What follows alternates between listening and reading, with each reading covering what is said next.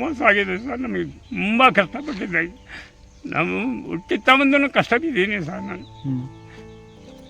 ನನಗಿರೋದು ಒಬ್ಬಳೇ ಸರ್ ಟ್ರಂಕಿಯಲ್ಲಿ.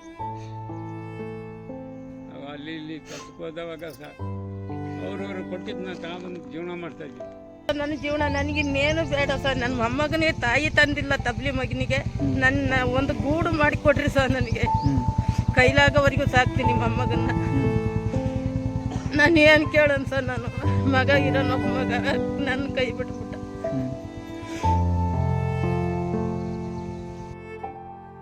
ತುಮಕೂರು ಜಿಲ್ಲೆ ಚಿಕ್ಕನಾಯಕನಹಳ್ಳಿ ತಾಲೂಕಿನ ಮತಿಘಟ್ಟ ಹೋಬಳಿಯ ಕೈಮಾರ ಬಳಿ ಅಲೆಮಾರಿಗಳ 20 ವರ್ಷಗಳಿಂದ ನೆಲೆ ನಿಂತು ಪುಟ್ಟ ಗುಡಿಸಲನ್ನು ಕಟ್ಟಿಕೊಂಡಿದ್ದರು. ಆದರೆ 2025 ಮಾರ್ಚ್ 14ರಂದು ಕಾಡ್ಗಿಚ್ಚಿನಂತೆ ಒಣ ಎಲೆಗಳ ದಹಿಸುತ್ತಾ ದಗದಗ ಉರಿದ ಜ್ವಾಲೆ 14 ಕುಟುಂಬಗಳ ಕ್ಷಣಾರ್ಧದಲ್ಲೇ ಬೀದಿಗೆ ತಂದಿದೆ.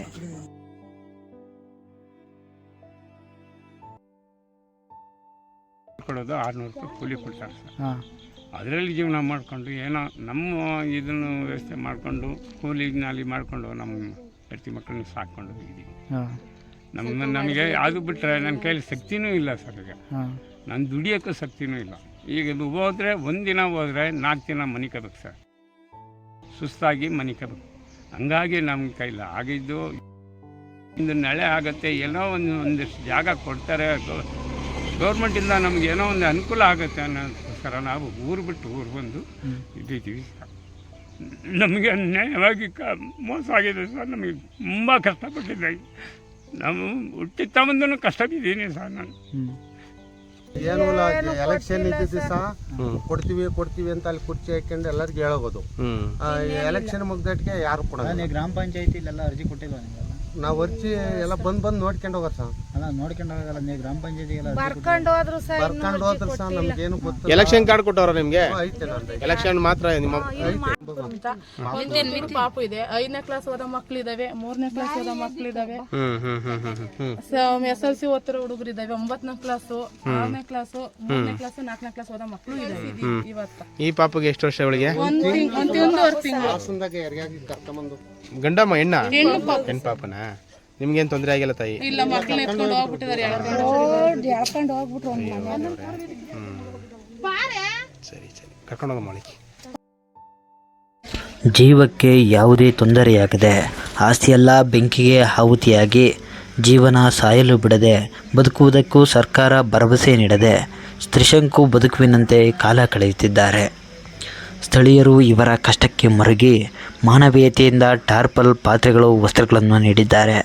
ಆದರೆ ಸರ್ಕಾರದ ಯೋಜನೆಗಳಾದ ನೀರು, ವಿದ್ಯುತ್, ಶೌಚಾಲಯ, ಅನ್ನಭಾಗ್ಯ, ಗೃಹಲಕ್ಷ್ಮಿ, ರಸ್ತೆ ಇಲ್ಲದೆ ಜನರು ಪರದಾಡುತ್ತಿದ್ದಾರೆ. ಜನಪ್ರತಿನಿಧಿಗಳು, ಅಧಿಕಾರಿಗಳು ಇವರ ಕಷ್ಟಕ್ಕೆ ಸ್ಪಂದಿಸುವ ಸಾಹಸಕ್ಕೆ ಇಳಿದಿಲ್ಲ. ವೋಟ್ಗಾಗಿ ಮಾತ್ರ ಇವರನ್ನು ಬಳಸಿಕೊಳ್ಳುತ್ತಿದ್ದಾರೆ.